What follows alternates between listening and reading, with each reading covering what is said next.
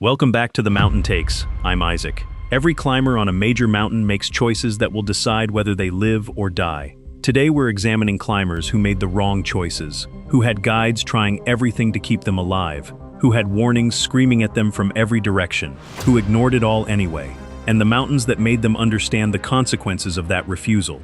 Sit tight.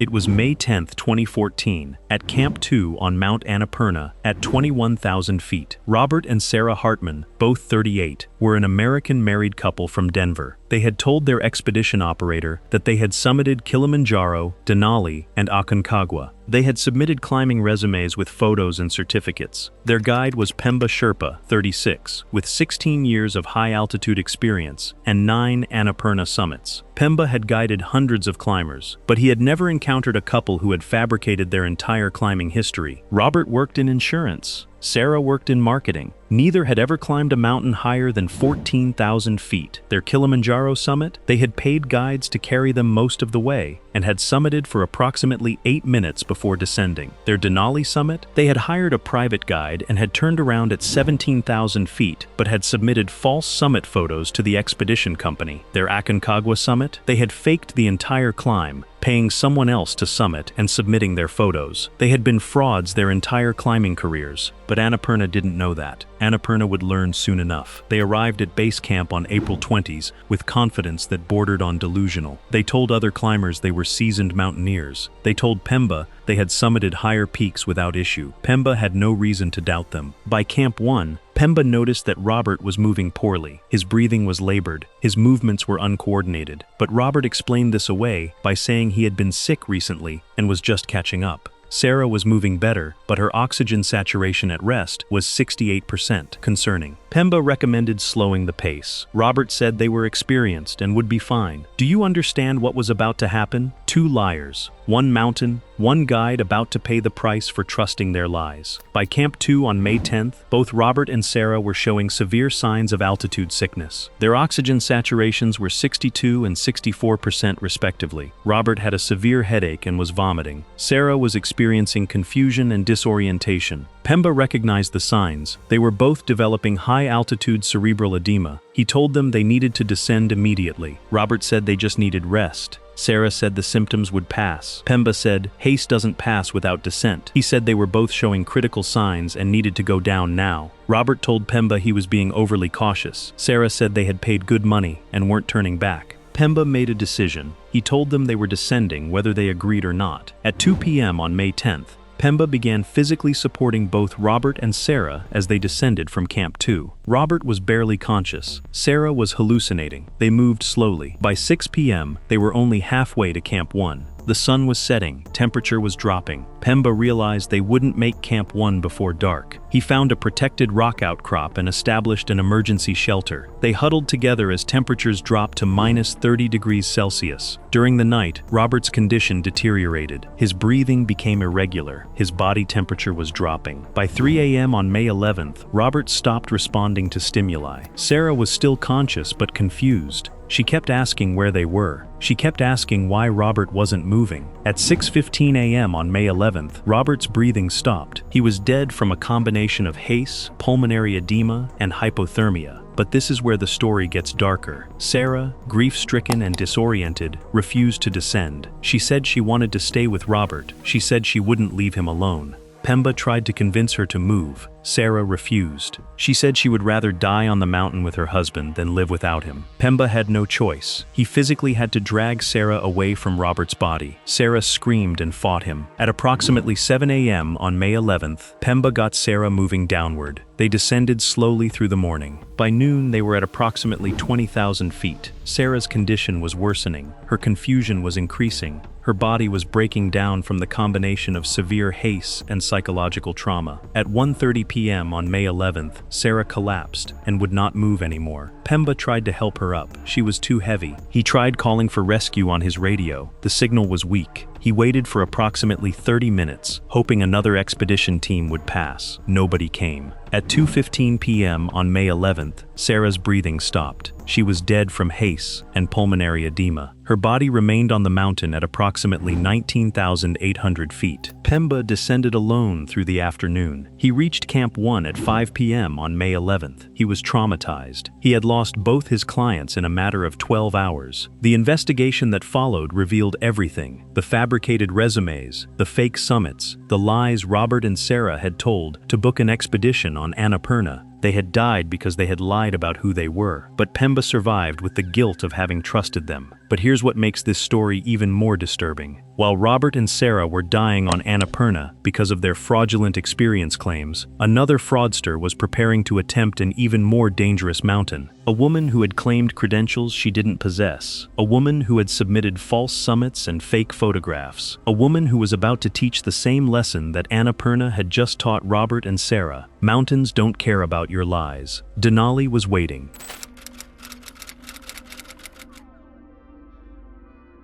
It was July 3, 2013, at approximately 10,000 feet on Mount Denali in Alaska. Victoria Chen, 42, was a former investment banker from San Francisco. She had told her expedition operator that she had summited Kilimanjaro, Elbrus, Aconcagua, and Everest. She had submitted photographs of herself at summits. Every photo was real, but they weren't her summits. She had purchased photos from online climbers who had summited and had photoshopped herself into them. The Everest photo showed her face edited onto another climber's body. Nobody had noticed. Her guide was Tenzin Sherpa, 33, with 12 years of guiding experience on Alaska mountains. Tenzin didn't suspect anything. Why would he? Climbers submitted credentials for a reason. By 14,000 feet on Denali, Tenzin noticed that Victoria was moving poorly. Her breathing was extremely labored. Her movements were uncoordinated. Tenzin checked her oxygen saturation at rest. It was 70%, dangerously low for that altitude. Tenzin recommended turning around immediately. Victoria said she had paid $8,000 for this expedition and was going to summit. Tenzin said money didn't matter if she was dead. Victoria said she felt fine and would continue. Tenzin documented his concerns. By 16,000 feet, Victoria was vomiting continuously. She was experiencing severe headache and confusion. Tenzin recognized high-altitude cerebral edema developing. He told Victoria they were descending now. Victoria refused. She said she had claimed the Everest summit publicly and needed to summit Denali to justify that claim. This was the moment Tenzin realized the truth. Victoria was a fraud. She had fabricated her credentials and was now desperate to summit Denali to validate her lies.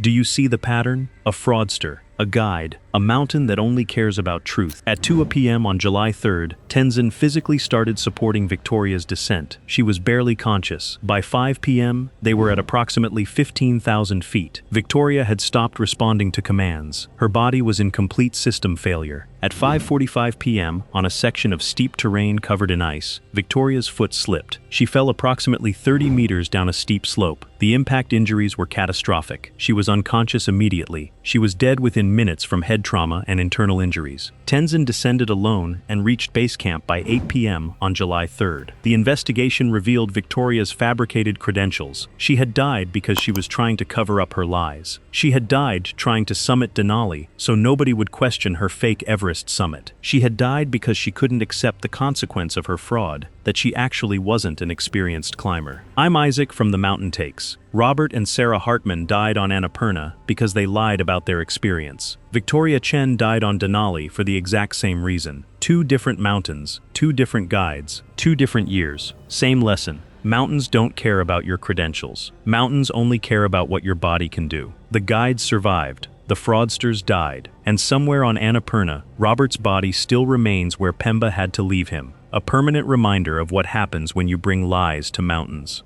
Nirmal Purja was born in 1983 in a remote village in the lowlands of Nepal called Bokang in the Magar region. His father was a Gurkha soldier, a Nepali fighter in the British Army, part of a military tradition that stretched back more than 2 centuries. The Gurkhas are legendary for their courage, their discipline, their ability to survive in terrain that would kill ordinary men. Nirmal was born into this legacy of toughness and service. His childhood was not comfortable. His village had no electricity, no running water, no paved roads. The nearest road was a 4-day walk away. He grew up barefoot, climbing the hills around his village, learning from an early age what his body was capable of enduring. His father's choice to become a Gurkha soldier was not just a job, it was a statement about what was possible for a poor boy from a remote village. Nirmal watched his father leave for military training and understood something fundamental. If you were willing to be harder than the mountain could not break you. In 2001, at age 18, Nirmal followed his father's path. He enlisted in the British Brigade of Gurkhas, joining the same military tradition that had defined his family. For 6 years he served as a standard Gurkha soldier, learning discipline, learning how to survive in extreme environments, learning how to perform at the edge of human capability, under conditions that would exhaust ordinary people. But in 2007, something changed. Nirmal applied for selection to the Special Boat Service, the SBS, Britain's elite special forces unit. The SBS is one of the most selective special operations units in the world. Selection is brutal. It is designed to eliminate everyone except the people who are willing to endure suffering beyond what most humans believe possible. Nirmal passed. In 2008, he became the first Nepali ever to be selected for the Special Boat Service. He spent the next 8 years serving in the SBS, 8 years that taught him things that mountains would later test. He learned how to function when exhausted. He learned how to make decisions when scared. He learned how to push through the exact moment when your mind is screaming at you to stop. These were not academic lessons. These were lessons written into his nervous system through repetition, through actual danger, through real consequences. By the time Nirmal left the SBS in 2016, he had spent more than half his life in military service. He had learned how to survive in mountains, deserts, jungles, and oceans. He had learned how to lead men through impossible situations, but he had also learned something else. Mountains were calling. In his mid-30s, Nirmal Purja came to serious mountaineering relatively late in life compared to other elite climbers, but he came to it with the mental training of 2 decades in elite military service. His first serious mountaineering was in 2010, when he summited Kilimanjaro and Elbrus. He progressed quickly, Aconcagua in 2012, Denali in 2013, but these were just apprenticeships. Nirmal understood that the real mountains, the ones that separated the truly capable from everyone else, were the 8,000ers. There are only 14 mountains on Earth higher than 8,000 meters. All of them are in the Himalayas or the Karakoram range. All of them require fundamentally different abilities than lower peaks. The air at 8,000 meters contains only 1/3 the oxygen of sea level. Your body is literally dying at that altitude. Your brain is being damaged. Your core systems are shutting down, and you must climb anyway. Nirmal started with Everest in 2017. He summited, he descended safely. He had proven he could survive at extreme altitude. But something changed after that first 8,000er. Nirmal realized that the existing records in mountaineering seemed arbitrary, designed for people who had time to waste, not for people who understood what humans could actually endure. In 2017, he set a record for climbing Everest and Lhotse back-to-back in 10 hours and 15 minutes. Lhotse is the 4th highest mountain on Earth. It requires ascending from base camp at 5,364 meters to Everest's summit at 8,848 meters, descending, and then immediately climbing Lhotse at 8,516 meters. Most climbers would consider this a 2-expedition undertaking spaced months apart. Nirmal did it in 10 hours and 15 minutes. In 2019, he announced something called Project Possible. The goal was to climb all 14 8,000ers in a single season, all 7 months. The existing record was just under 8 years. The climbing establishment said it was impossible. It was a publicity stunt. It was reckless. It would get people killed. Nirmal said none of that mattered. He said the record wasn't physical, it was psychological. The record was based on the false assumption that you needed months between peaks to recover. But if you chose your peaks in the right order, if you managed the logistics perfectly, if you pushed through discomfort that other climbers would interpret as a signal to stop, then 8 months was possible. Project Possible began on March 23, 2019. Nirmal climbed Annapurna, Dhaulagiri, Kangchenjunga, Lhotse, Everest, Makalu, Cho Oyu, Manaslu, Nanga Parbat, Broad Peak, Gasherbrum 1, Gasherbrum 2, Shishapangma, and Kilimanjaro. 14 mountains, 7 countries, 6 months and 6 days, 189 days. He summited all 14 8,000ers faster than anyone in history. The achievement was so significant that Netflix turned it into a documentary called 14 Peaks, Nothing is Impossible, and Nirmal was awarded the Order of the British Empire for his services to mountaineering and his advocacy for Sherpa welfare. But here's what mattered most. During Project Possible, in April 2019 on Annapurna, a Malaysian climber named Dr. Chin Wee Kin became stranded high on the mountain. He was alone at around 7,500 meters without a tent, without food, without water, without bottled oxygen. He had been stranded for more than 40 hours. By any reasonable expectation, he should already have been dead. His brain should have ceased functioning. His body should have gone into fatal shutdown. But Nirmal made a decision. He held back some of his strongest climbers from his Project Possible summit push. He organized a rescue team. He led a 4-man rescue team up into the death zone to find a climber he had never met. They reached Dr. Chin after 4 more hours of climbing. They found him still conscious, still able to think, still able to move. They brought him down alive. It took a miracle of speed and strength to do it, but it wasn't quite enough. Dr. Chin died days later in a hospital in Singapore. His body was too damaged by those 40 hours in the death zone.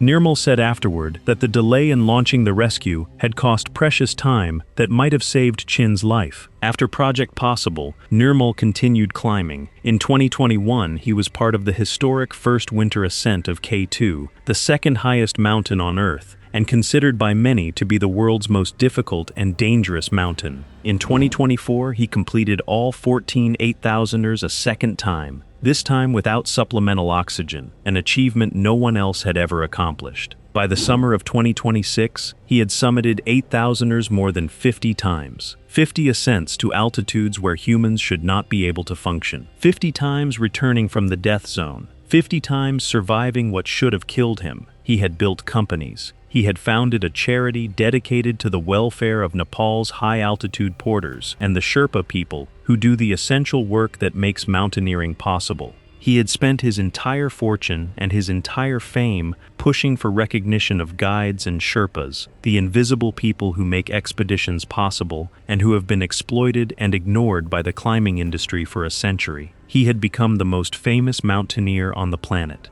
I'm now currently running for 58th summit of 1,000-meter peaks, which is the highest in the world. And in July 2026, he added one more peak to his list of goals, Broad Peak. Broad Peak stands at 8,047 meters in Pakistan's Karakoram Range, near K2. It is the 12th highest mountain on Earth. It has a reputation as one of the easier 8,000ers, less technical than K2, less unpredictable than Annapurna. That reputation is a trap. Nothing above 8,000 meters is easy. Broad Peak has killed climbers for decades. The route between Camp 2 and Camp 3 is one of the most avalanche-prone sections on any 8,000er. Enormous slopes of snow sit loaded above the climbing route. They release on no schedule a human can predict, triggered by fresh snowfall, by shifts in temperature, by the collapse of ice cliffs far above, sometimes by nothing anyone can name. When an avalanche releases above climbers strung out on an open face, there is often nothing those climbers can do.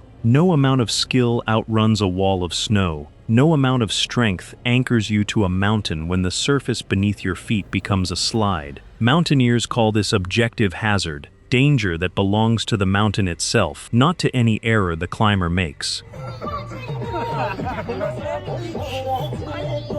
You can be the fittest, most experienced, most careful climber in the world and still be standing in exactly the wrong place when the slope decides to move. By July 2026, Broad Peak had been showing signs of instability for a week. Heavy snowfall began blanketing the mountain around July 22nd. To an experienced eye, fresh snow piled on steep slopes above a climbing route is the raw material of an avalanche. It is a loaded gun waiting for a trigger. Climbers around Broad Peak saw it. Many teams made the decision to descend and wait. David Kleen, a climber who had spent a month on Broad Peak hoping to summit without supplemental oxygen, looked at the conditions and made a calculation. After heavy snowfall, you do not simply want good weather, you want several days in which the new snow either bonds to the mountain or slides off on its own before you commit to climbing above it. By July 25th, Klein and his partner had packed up and left. Most of the teams at base camp had already gone home. The mountain had told them what it was, and they listened.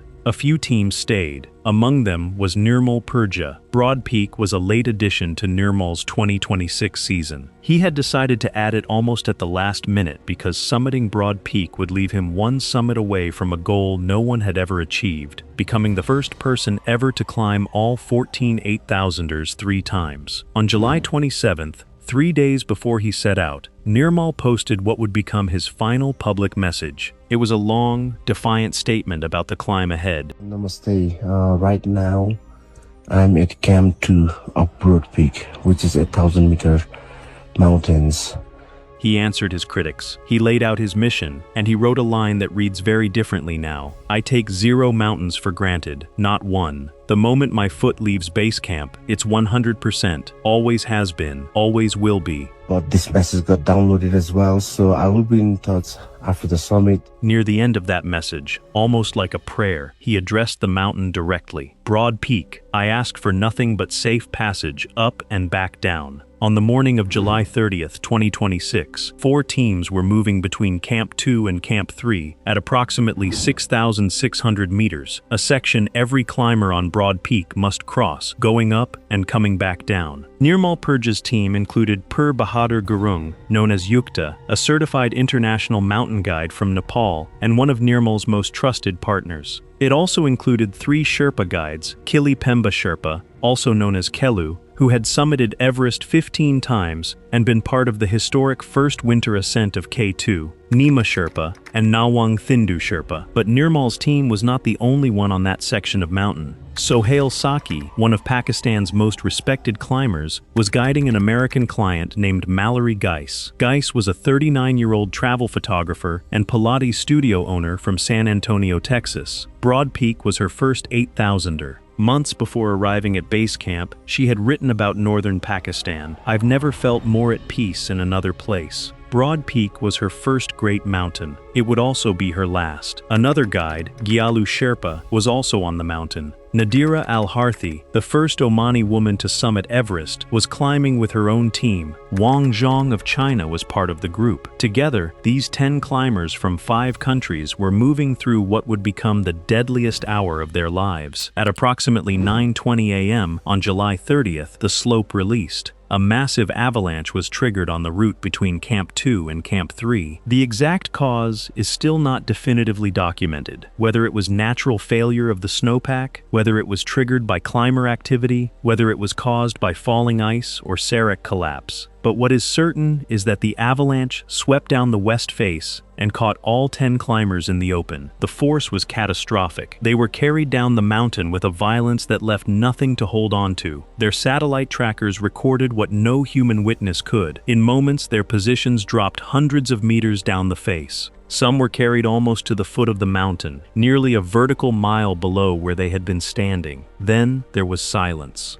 The entire group was out of contact. All 10 climbers had vanished. But here is where the story transforms from tragedy into something more complex and more troubling. The avalanche struck at approximately 9:20 a.m., but the alarm, the call that would launch helicopters and rescuers, did not go out until approximately 10 p.m. that same evening, nearly 13 hours. An entire day of daylight had been lost. The only window in which helicopters might have reached the avalanche site to search for survivors was simply gone. Every team on these mountains keeps staff at base camp. Other climbers are usually present too. Yet somehow for 13 hours, no one below knew that 10 people had been swept off the face above them.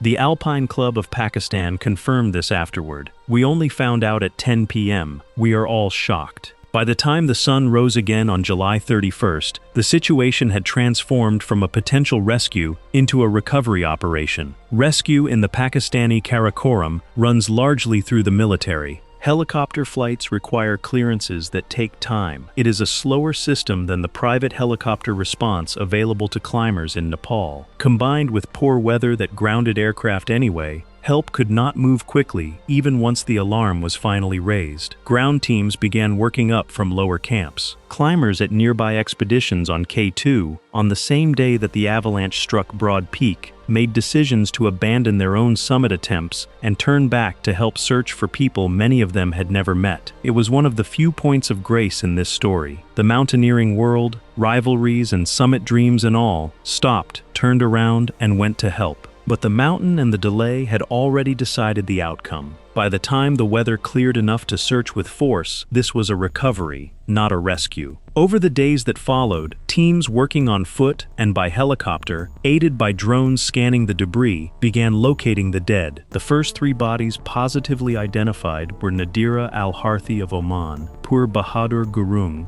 Yukta, and Mallory Geis, the American travel photographer who had never felt more at peace anywhere than in the mountains that killed her. The next day, a 4th body was brought down. Nepal's prime minister confirmed it was Nirmal Purja. Several others remained on the mountain as search operations continued. On August 1, 2 days after the avalanche, Nirmal's company Elite Exped confirmed what the mountain had already made near certain. Nims Purja had died, and none of the expedition had survived. The mountain and the machines he carried left a record clear enough to reconstruct with real confidence what happened to him. At approximately 9:20 a.m., Nirmal was on the move between Camp 2 and Camp 3 at roughly 6,600 meters on the standard route, ground he had every reason to expect to climb without incident. As an expedition leader and one of the strongest climbers alive, he was almost certainly near the front. Above him and his teammates hung a week's worth of accumulated snow on a slope steep enough to hold it and unstable enough to release it. When it let go, it came without meaningful warning. An avalanche on open terrain moves faster than a person can react. By the time the sound registers, the snow is already there. The Garmin device on Nirmal's wrist recorded what happened next in cold numbers. His position dropped roughly 800 meters, half a mile straight down the west face. A fall of 800 meters in avalanche debris is in almost every case not survivable. The impacts on the way down and the burial under compacted snow leave almost no margin, even for the fittest human on a mountain. The Alpine Club of Pakistan said as much while he was still officially missing. His chances were very slim. From the instant that slope released above him, the outcome was almost certainly beyond his control and beyond the reach of any skill he had spent his entire life building. But we can know certain things with confidence. The other Sherpas on his team, Kili Pemba, Nima